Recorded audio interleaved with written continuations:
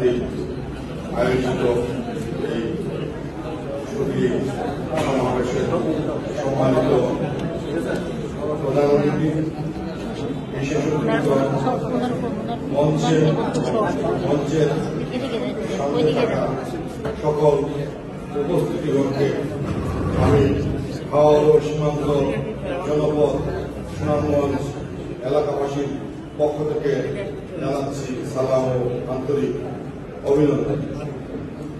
আজকে এই ঘূর্ণিঝড়ের সকল ঘূর্ণিঝড়ের আয়োজনের অনুষ্ঠানে আমাকে হাওড়া জনপদ সীমান্তবাসীর পক্ষ থেকে কথা বলার সুযোগ করে দেওয়ার জন্য আমি প্রথমেই আন্তরিক অভিনন্দন এবং কৃতজ্ঞতা প্রকাশ করছি আয়োজকদের প্রতি। আমাদের এই সিলেটের কৃতি সন্তান অধ্যক্ষ এস.এম. সারোয়ার সাহেব একজন মানবিক মানুষ হিসাবে চিকিৎসা সেবার পাশাপাশি সমাজের সুবিধা বঞ্চিত মানুষদের জন্য মানবিক সেবা করার যে ইচ্ছা এবং উদ্যোগ নিয়ে এই সংগঠনের গঠন করেছেন, সেই জন্য আমি সুনামগঞ্জ এবং সিলেটবাসীর পক্ষ থেকে ব্যক্তিগতভাবে ওনাকে এবং ওনার এই সংগঠনের সাথে সম্পৃক্ত সকলকে আবারও জানাচ্ছি আন্তরিক অভিনন্দন।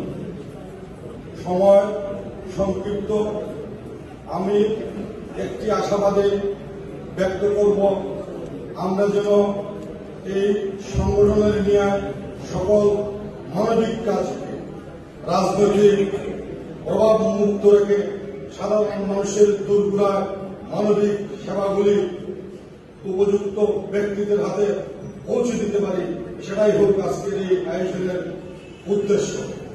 একটি কথা না বললেই নয়, আমরা মাঠ পর্যায়ে একজন ক্ষুদ্র সংবাদকর্মী হিসাবে কাজ করতে গিয়ে অনেক সময় উপলব্ধি করেছি, বিভিন্ন সময় বিভিন্ন সংস্থা থেকে সুবিধা বঞ্চিত মানুষদের জন্য আসা খাদ্য সামগ্রী, ত্রাণ সহায়তা এবং শীতের কাপড়গুলি যাদের মাধ্যমে বিতরণ করা হয়, সেই সব মালামাল অধিকাংশ ক্ষেত্রে আত্মীয়করণের মধ্যেই বিতরণ করা হয়ে থাকে।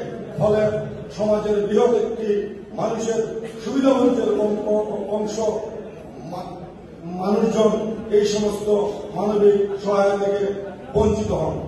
আমি আমার বক্তব্য দীর্ঘায়িত না করে একটি কথাই বলতে চাই, যে উদ্দেশ্য নিয়ে, যে ইচ্ছা নিয়ে, যে আগ্রহ নিয়ে এই সংগঠনকে গঠন করা হয়েছে, সেই উদ্দেশ্য যেন আল্লাহ তাআলা সুন্দরভাবে সফলতা দান করেন, এই বলে আমি আমার সংক্ষিপ্ত বক্তব্য শেষ করছি।